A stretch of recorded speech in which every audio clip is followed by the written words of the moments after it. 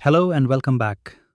However, your last few days of preparation have gone, whether you're feeling on top of your revision or a little behind where you want to be, take a breath, because that unevenness is completely normal for anyone preparing for an examination as demanding as this one. This is the Sociology Desk, issue 49. Today, we are taking two life stories and showing you exactly how to convert them into marks in your Sociology Optional. One story is about caste and reservation policy. The other is about the state and digital power. Both come with a named thinker, a named concept, and a method for writing an answer that actually scores. Let us get into it. Our first story is from Karnataka, where a one-person commission led by a retired judge has submitted a report recommending internal reservation for the scheduled castes. This falls under Paper 2, the unit on the caste system, and specifically the perspectives on caste subunit. Now, why does this matter for you as a candidate? Because it lets you show the examiner that caste is not one block. It is many blocks stacked unevenly on top of each other. Here is the core concept you must anchor this answer on: graded inequality. The idea, developed by Ambedkar, is that caste is not a simple ladder with just a top and a bottom. Instead, every caste group is simultaneously above some groups and below others, in an ascending scale of reverence and a descending scale of contempt. Now, apply that to the scheduled castes as a legal category. The Constitution treats all scheduled castes as one uniform block for the purpose of reservation. But sociologically, some subcastes within that block are better organized, more numerous, or more politically connected, and they end up cornering a disproportionate share of the benefits meant for the whole category. That is exactly the problem Karnataka's commission is trying to fix through internal reservation. Now, you may be wondering, is there a second concept you can pair with graded inequality to push this into a top-scoring answer? Yes, and this is where Dipankar Gupta becomes useful. Gupta argues that caste should be understood as discrete, bounded categories of identity, not as points on one single continuous ritual ladder. If you accept that framing, then treating over 60 scheduled caste subcastes as one undifferentiated unit for reservation purposes was always going to produce unequal outcomes, even though the rule itself looks perfectly equal on paper. Pairing Ambedkar with Gupta like this is precisely the kind of theoretical layering that separates a good answer from an excellent one. Let us lock in the thinker slide for this story. B.R. Ambedkar.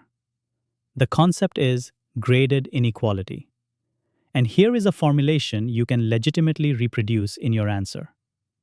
As Ambedkar argued in Annihilation of Caste, caste divides not just labor into occupations, but divides laborers themselves into an ascending scale of reverence and a descending scale of contempt.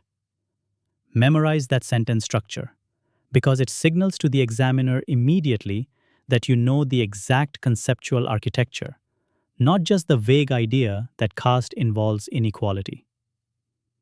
Now, let me put on my examiner's hat for a moment, because this is the single most important slide in today's episode. An average script, the kind that scores around 14 out of 20, will describe the Karnataka report, mention Ambedkar's name, and stop there. A top script, the kind that scores 18 or 19 out of 20, does four things differently. First, it opens with the structural claim that a single reserved category conceals internal inequality, not with the definition of reservation. Second, it names graded inequality and discrete categories as two distinct, separate theoretical moves, not as one vague idea repeated twice. Third, it uses the Karnataka report in exactly one or two sentences as evidence, not as the main subject of the answer. And fourth, it adds a counter view. For instance, Gail Omved's caution that fragmenting the scheduled castes risks weakening Dalit political unity.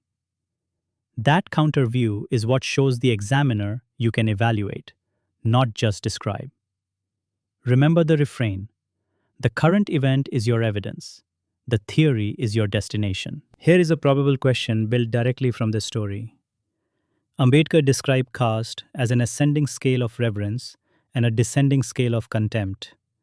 Discuss how this idea of graded inequality helps explain the current debate on subclassification within the scheduled castes. Practice that question this week while the story is fresh in your mind. Our second story moves us to Paper 1, the unit on politics and society, and specifically the subunit on sociological theories of power. India's new Information Technology Amendment rules, notified in 2026, compress the time platforms have to take down flagged content from 36 hours down to just 3 hours.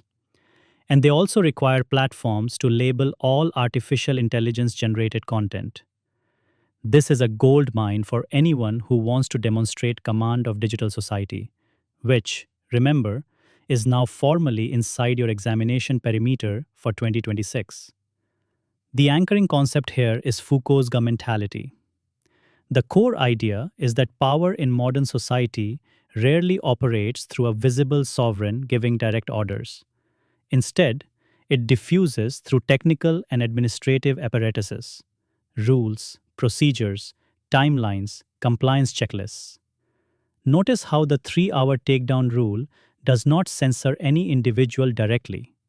Instead, it makes the platform itself the disciplinary relay, monitoring and preemptively filtering billions of posts on the state's behalf. That is governmentality in action. And naming it precisely is what separates description from theory in your answer. Now, here is how you build depth into this answer beyond just Foucault.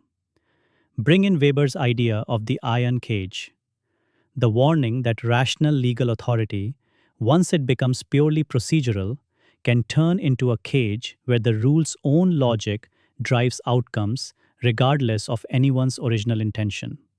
A compliance window compressed to 3 hours is a perfect illustration of that. Then bring in Manuel Castells, who argued that power in the network age belongs to whoever controls the switches that connect and disconnect communication networks.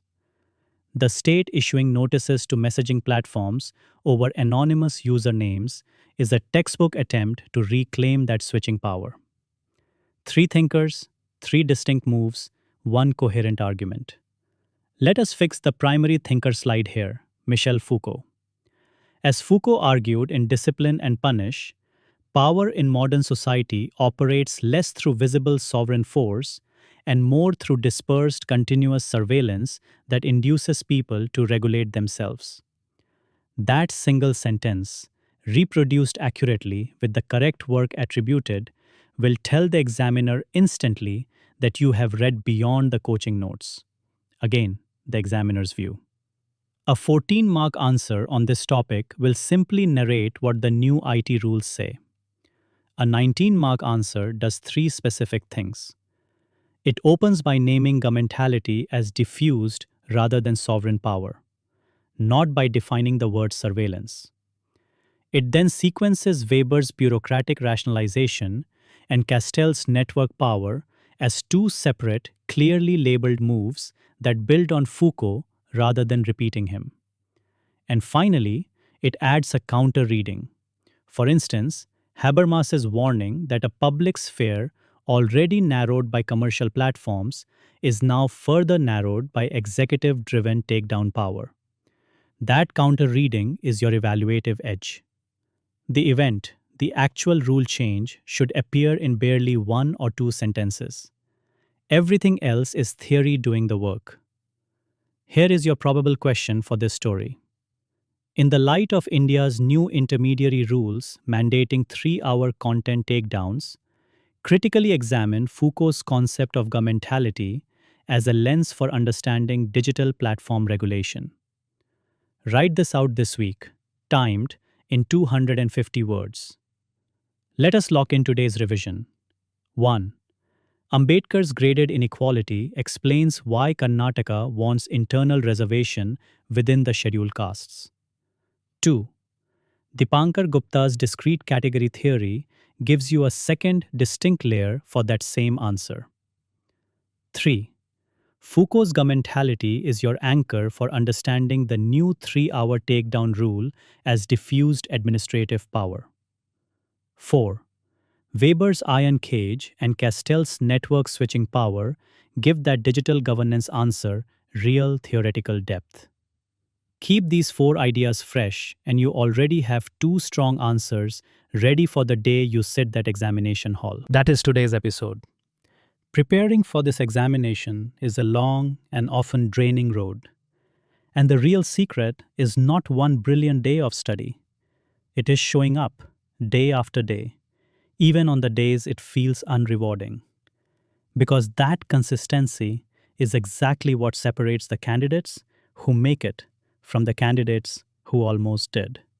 If you would like the complete answer block for every story we cover, including the one from today's brief we did not have time to unpack in this video, along with the model answers, the answer skeletons, and the flashcards, just leave your email in the comments or write to us at team@upscdesk.com, and our team will share the subscription